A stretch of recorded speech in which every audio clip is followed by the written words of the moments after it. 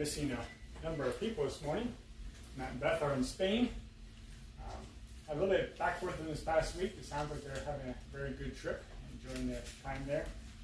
Fabian texted me last night, said that he won't be here.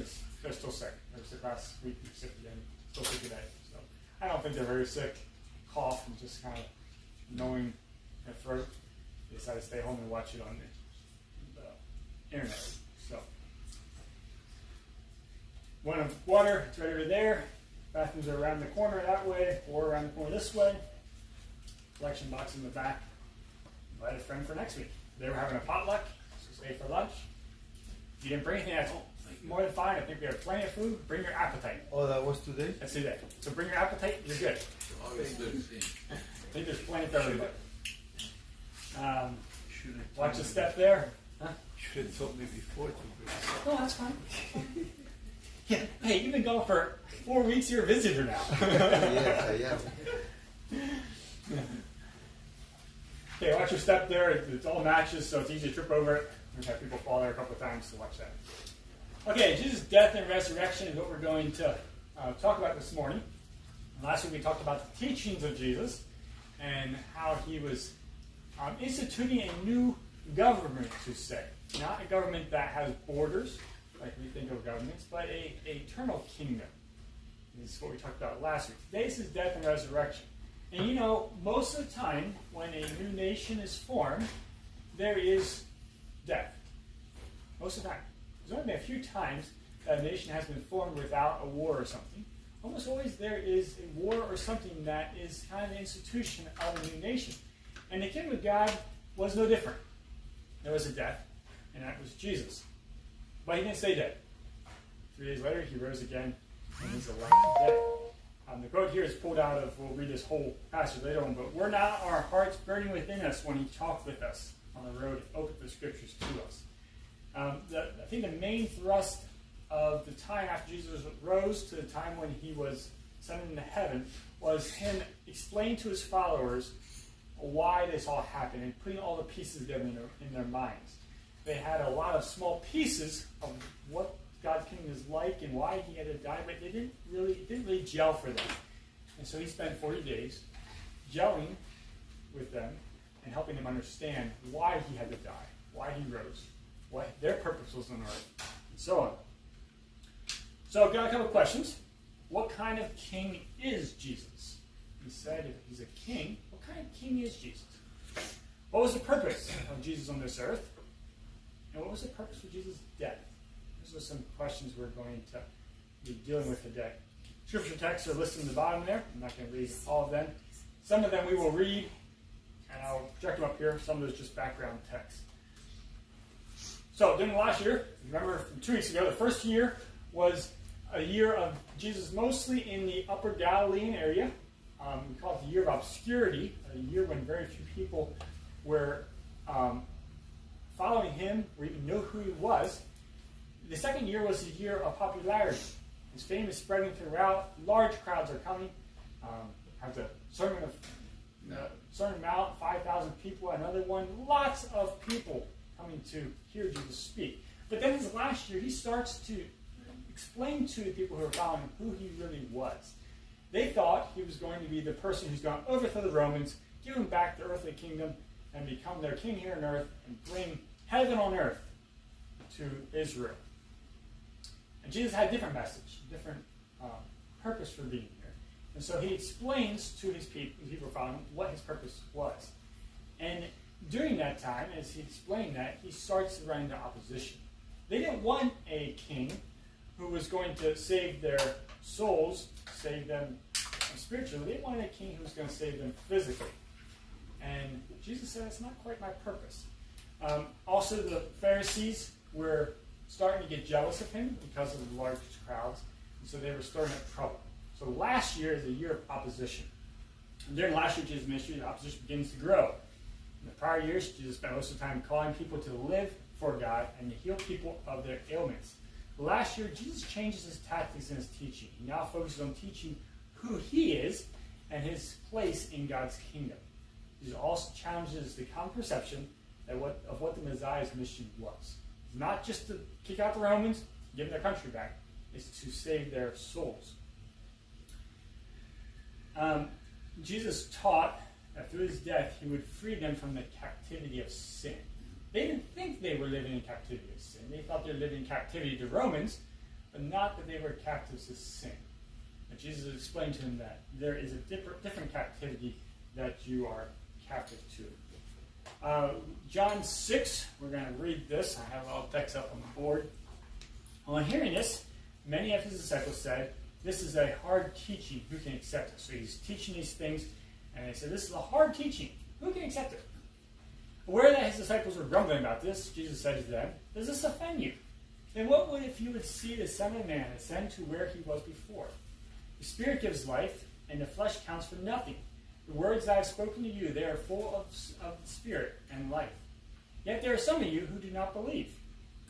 So a lot of people who were following him didn't believe who he was. Now, would you follow somebody wandering around the hillside? Would you follow them if you didn't believe him? Well, yes. If they were either providing lots of good entertainment, you may follow them. If they were feeding you lots of food, you might follow them. What do you say? Peer pressure. Peer pressure. Other people are going, you might follow them. People follow people for all kinds of weird reasons, even though they don't believe it. I lived in Cincinnati for the last number of years, and there's a Cincinnati ball team, Cincinnati Reds. And you know what? People go to that game lots of times, and the Cincinnati Reds last few years, this year they're doing pretty good, but the last few years, they were pretty bad. They lost most games. People went to the games expecting them to lose, and still went. Why? Why? There's a loyalty there, there's lots of reasons why they might, but you'll have fun at a baseball game if your team's winning, not if your team's losing. But they would go even though they're expecting their team to lose. Okay, keep going here. That's the side of it. He went on to say, this is why I've told you that no one can come to me unless the Father has enabled them. And this time, many of his disciples turned back and no longer followed him.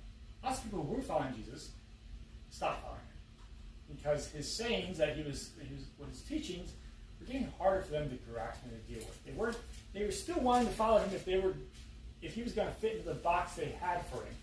But they didn't really want to follow him if he was trying to form a new box. Saying, "This is who I really am." Jesus turned to the disciples and said, "You do not want to leave me too," Jesus asked 12. Simon Peter answered him, "Lord, to whom shall we go? You have the words of eternal life.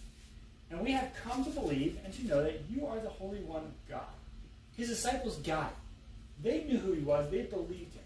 But many of his other followers were just following for peer pressure, or they want to hang around a famous person, or because he fed them, or he healed their sick, they want to hang around, but they didn't really believe he was God.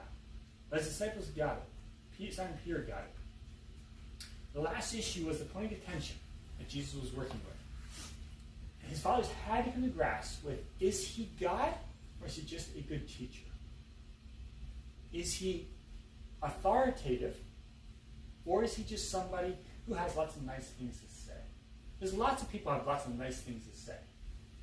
But when you meet an authority on a subject, somebody who knows about it and can teach from a depth of knowledge, that's a different type of teacher. I've sat in many classes where I question whether the teacher even knew what he or she was teaching, because it just didn't seem like they had grabbed him down here. But Jesus, when he taught, there was something different. If Jesus is God, and everything he says is authoritative. And that goes for the people back then, as well as people today. Jesus is God, everything he says is authoritative. You can't pick and choose. You can't say, well, I like that, but I don't like this, so I'll do that, but I won't do this. No, if he's God, then everything he says is authoritative, and we have to follow him in everything he says. For a while, the people were content to define Jesus as one sent from God, but not necessarily God. During Jesus' third year, he makes it clear that he is God. The box they built for him of being sent by God but not God wasn't quite big enough. So if somebody's sent from God, they may say something that's not from God. But if he is God, everything he says is true and must be obeyed. Roman coronation. You know what coronation is? We had a coronation in England not too long ago. But it's when somebody becomes a king. Usually the name of it calls it Roman triumph. We'll use coronation because it's a little more of our understanding. These are some things that took place in a triumph when somebody becomes king, or a coronation when somebody becomes king. You'd have a parade. Lots of people would set out, clean up the streets. You'd have a parade. People would be calling out. A herald would announce the emperor. This is the emperor. Long live the king. We've seen that today. Maybe not in this country, but in other countries you hear that. Long live the king. As the king or the queen walks in. There's always a grand feast when you have a coronation. And they had that too. The king is then crowned. And in their culture, they're given a purple robe to wear. Purple was the color of royalty. So they're given a purple robe, and they were put a crown on their head. And then they lift it up on a platform for the crowd to see the king. Then a proclamation would be read, saying this is the king, this is the emperor, and at that point in time, in their minds, in the Roman minds, the emperor achieves deity. He becomes a god and is believed to live forever. Now, I put this in here because in the book of Mark, especially, the death and resurrection of Jesus is written in the same format of a Roman triumph or Roman coronation. And I think on purpose. I think it's written that way because it was written to an audience that was very familiar with a coronation. And it's written in a way that says, yes, you know what a coronation is. Jesus is coronated as king. He's becoming king. And we'll see that in the Jesus coronation. You have the procession. In the procession, Jesus entered into Jerusalem riding on a donkey. And the children cry out the proclamation. Ironic. Usually you would have a general or somebody like that cry out the proclamation. But it's the children that cry out the proclamation here. Jesus said earlier, he says, if you want to follow me, you must follow me like a little child, with the faith of a child. And the children are the ones who announce his coming. When the king was going to war, he would ride a horse. When he was coming in peace, he would ride a donkey. Jesus came on his coronation into Jerusalem riding a donkey. He's coming in peace. People waved palm branches. They wanted him to be their king and to free them from the rule of the Roman invaders. Instead, Jesus came on a mission of peace. They wanted him to ride a horse that day. And they were expecting him. He's going to ride a horse into Jerusalem. He's going to tear down the Roman garrison. They're going to form a mutiny against Rome and kick him out. That's what they wanted. Instead, he rode a donkey. And while they're still trying to do this triumphant entry, it's really bothering them. Everybody's waving palm branches, bothering them that he's on a donkey. But that says he's coming in peace. And they didn't want to negotiate with the Romans. They didn't want to do anything. They wanted to go to war. Beat them. He comes on a mission of peace. Did the Romans worry about that? Oh, I'm sure they did. They were watching him. They were watching him. They were worried about it. They felt threatened by it. Yeah, because there was lots of other people who did things similar to Jesus in that time. They would raise up people, they'd get a gathering, and then they'd pull out their swords and they'd go attack the garrison and cause problems. And so they were assuredly watching him, and probably a little worried watching him. No, yeah, it was something. When he came in on a donkey, probably they had a little bit of, what? This doesn't make any sense. Contradiction. Yes, contradictions. Because they were trying to fit him into a box too. Everybody was trying to fit him into a box that he didn't fit in. He wasn't here to overthrow the Romans, to take over Israel. He was here and the kingdom of mission of peace, calling people to God. You have a feast. Last Supper is another part of the coronation. There's other parts here we're not going to get into. God has his disciples gathered together in the upper room. Jesus said earlier he was the bread of life. And here he takes bread, he breaks it, and gives his disciples, saying, take and eat. This is my body. Just as bread is a sustain our physical life, so Jesus gave his life to us as a spiritual life. And this is also part of the coronation of Jesus. Jesus took a cup of wine, told his disciples to drink. He likened the wine to his blood, which would be shed for the forgiveness of sins. Now, his disciples probably didn't like this. You don't want your king to die, especially not before they overthrows the Romans. And he's not talking about overthrowing the Romans at all. He's not forming any battle plans. He's talking about his death. This probably really bugged them. But they didn't quite get what kind of king he's going to be. Act 3, I think of this as almost like a play. Shakespeare would have done well to put this whole scene to a play. It would have been an interesting play. You have antagonists. You almost always have an antagonist, somebody who is holding back, somebody who is trying to defeat a new kingdom. And here we have antagonists. The leaders plotted to kill Jesus. They recruited Judas, one of his inside men. Now, what mutiny can survive while your inside man is working with the enemy? It's impossible for a mutiny to survive if you have a traitor in your midst. They recruited Judas wanted Jesus' disciples to help them. They decided to take him at night when he was away from the crowds. The crowds scared them. And they didn't know what the crowds would do if they arrested Jesus during the daytime, so they took him at night. Then they take him to the Sanhedrin. Sanhedrin were all the religious leaders who gathered together. They took him there first, and they accused him before the Sanhedrin, and they sentenced him to death. There's a problem, though. The Jewish leaders were not allowed to kill anybody. Roman law. Only the Romans could put somebody to death. If they put him to death, they could be tried for murder. So they could not put him to death. But they condemned him to death, and then they take him to Pilate, which is the Roman ruler in that area. Pontius Pilate. And he's recorded in Matthew 17. And say, hey, we condemned him to death. Now we want you to give him the sentence. It seems a little strange to us this would work. He's tried in the middle of the night. He's found guilty immediately. Without good witness, without really anything. And then they take him to the civil government and said, we sentence him to death, now kill him. And it doesn't really work. It's corrupt. And it was corrupt. Jesus was the victim of this. Pilate tries to figure out how to get him released. Eventually, he puts a crown of, not him, different king that pulls in. You read the story, you probably know it, but they put a crown of thorns on his head. Remember being crowned? Thorns on his head. He's given a purple robe of royalty. It's done in mocking and jest, but it is to show him as king. Pilate's trying to show, this is the king of the Jews, and I've got him under my thumb. I've got him under my thumb. He might be king of the Jews, but the Romans are on top. They lift him up above the crowd, on a cross, above the cross, right where everybody can see him.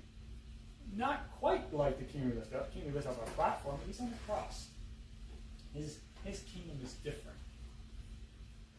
And then a proclamation is written on top of the cross, a plaque. This is Jesus, King of the Jews. In 3 languages. Pilate wanted to make sure everybody knew that the King of the Jews, he was putting to death. And then he dies. When his body dies, in a way, he gains immortality. Yes, he would live forever anyway, but he dies. Part of us lives forever. And he sheds the part that is not forever. He now has all the marks of immortality, just like a Roman emperor would have had all the marks of immortality in their minds. There's a lot of parallels, and I think Mark is writing this to highlight that we are serving a king, just like the Roman emperor, but it's different. It has all the marks of emperor, but it's different. It's a different type of kingdom. At 3 in the afternoon, Jesus is on the cross. The cross was a horrible way to die. I'll go ahead. Where's it there? Okay, I won't go into too many details with little ears around. But they would either tie them to a cross or they would drive a nail through. Contrary to what we think, the nail was the more humane way of killing someone. It didn't last as long. If you were tied up with ropes, you were in the cross for sometimes a week, maybe 10 days. And you would die of asphyxiation eventually. But it was a horrible, long week. If it was nails, usually it was over within a few days, a day or two. Nailed him to the cross. 3 o'clock, Jesus cries out, Father, forgive them, for they know not what they do. And then he dies. And the light of the world goes out. Jesus' light of the world. It goes out, meaning there's darkness. the curtain temple is torn, the earthquake, the curtain temple is torn, exposing the Holy of Holies to everybody. Up until the time, only the priest, the high priest, once a year could go into the Holy of Holies. And now the Holy of Holies is the place where God lives, is exposed for everybody to see. No longer is the temple seen the way to find God. Captain of the guard, who witnesses, cries out, "Truly this is the Son of God." This guard had crucified probably hundreds of people before. It was his daily job. He never seen anything like this. When the person dies, all of a sudden, blackness, earthquake. And he said, something's different here. This is truly the Son of God. He had seen the plaque. He had heard everybody was talking about this man. He had probably maybe even heard Jesus teach. And now he knew that this one was different than all the crucifixions he'd done before. Jesus is buried. Joseph of Arimathea, a rich man, who was a secret follower of Jesus. He had a tomb carved out of the rock. And Jesus is buried in that tomb. Tombs were very expensive to build. Very expensive. And the person who paid for the tomb would always get the privilege of being the first one buried in that tomb. And over time, as their bodies decayed, the bones would be gathered, put on the shelf, and they buried somebody else in that tomb. Joseph offering up his tomb to Jesus was a sign of loyalty, of love to Jesus. Guard is posted. We read in Matthew 27 that the Jewish leaders said, maybe his disciples would come and steal the body and say that he rose again. And if they say that, then people will follow him, and we won't be able to disprove him, and it'll be the second error will be worse than the first. So they posted a guard outside the tomb to make sure nobody came and took that body. It was humanly impossible for a few fishermen, tax collector, a few other people, to storm that tomb and take the body. They made sure of that. They sealed it with all the threat of the Roman government. There's a seal on that tomb that if you walk in there, you break that seal, the bull's thrown away. Nobody in their right mind would steal that body. If they even could. And they probably could. But 3 days later, there's some women that were mourning Jesus, and they decided to go and anoint his body. On the way there, they're wondering, how are we going to get the stone rolled away? I don't even know if they knew that there was a guard posted. But how are we going to get the stone rolled away? They get there, they found the stone had been rolled away, and that the body is missing. These were Jesus' best friends. If somebody would have decided they were going to beat up these guards, kill them, roll the stone back, and steal the body, these ladies wouldn't know it. They were his best friends. But they didn't know it, because it hadn't happened. Nobody had stolen that body away. Women were not given a prominent role in any storyline in that era. But the Bible gives them a very prominent role. If you were trying to fabricate a story, you would not have the women found in empty tomb. You would have Peter found in empty tomb, or John. You would not have some women whose opinion could not even be held as a witness in court. You would not have them. But in the gospel story, that's who finds the tomb is empty. Matthew 28, we have the guards report. They said that there was an angel that came and earthquake, and they were fearful, and they said they felt like dead men. And they told the Sanhedrin this. The Sanhedrin said, go and tell, and just say, change the story up. Tell them that while you were sleeping, somebody come and stole the body. And they said, if the Romans come after your heads, because if you guarded something and got away, that was your life that was on. And I said, if the Romans come after you, we'll pacify you. We'll tell them it's okay. Give us money, the guards went away. And then where's Jesus? Everybody's wondering where Jesus is. He does appear to Mary, to a few other disciples. And then there's two men on the road to Emmaus in Luke 24.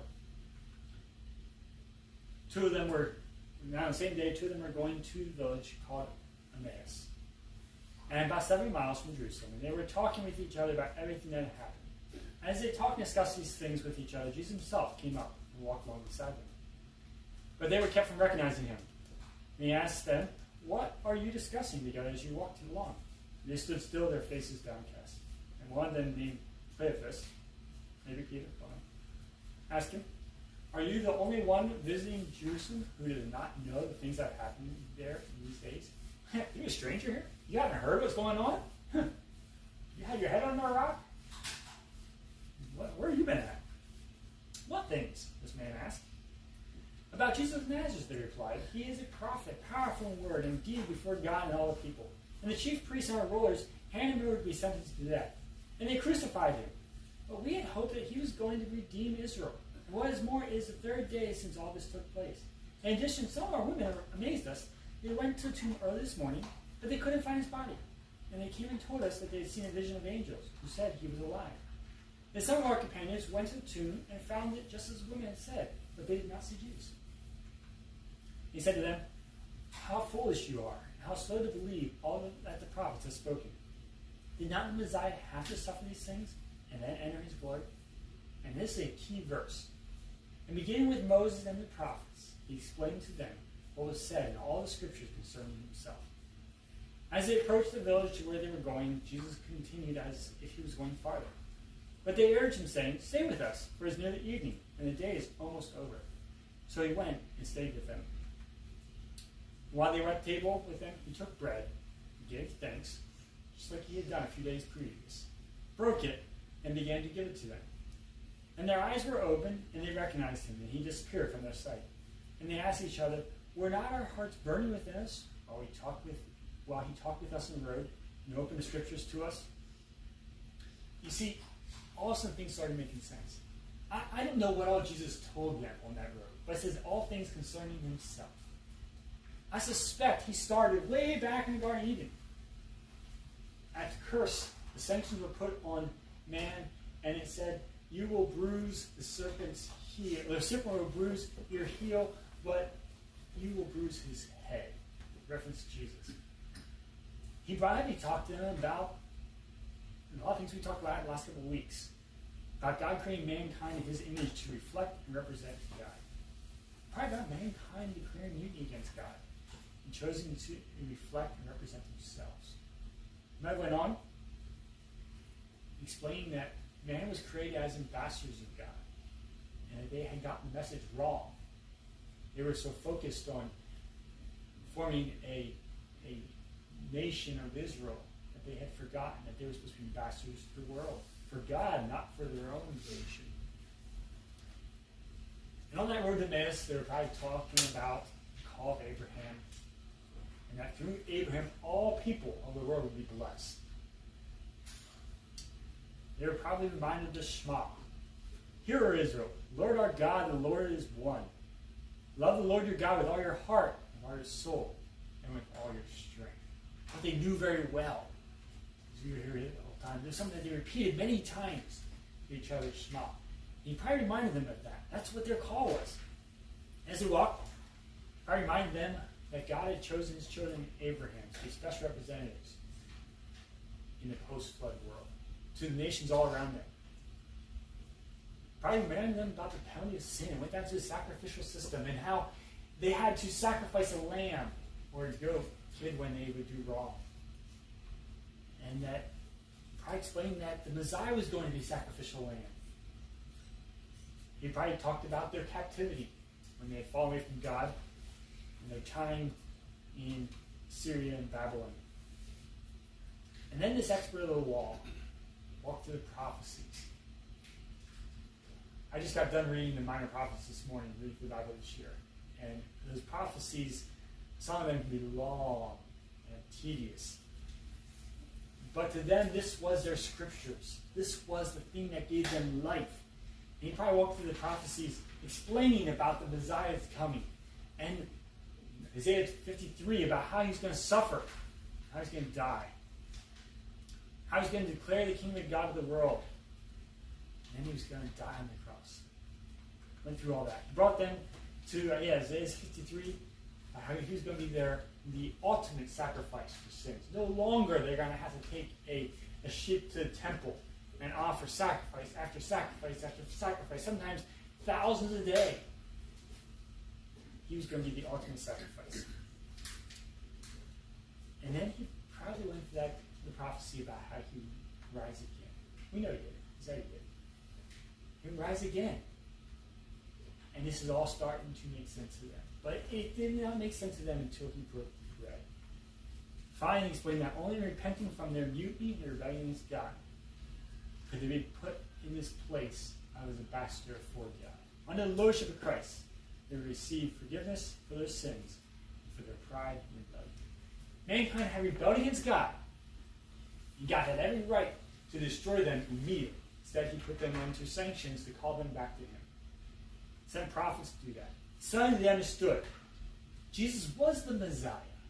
They thought he was, but then he died and they gave up hope. But he was Messiah.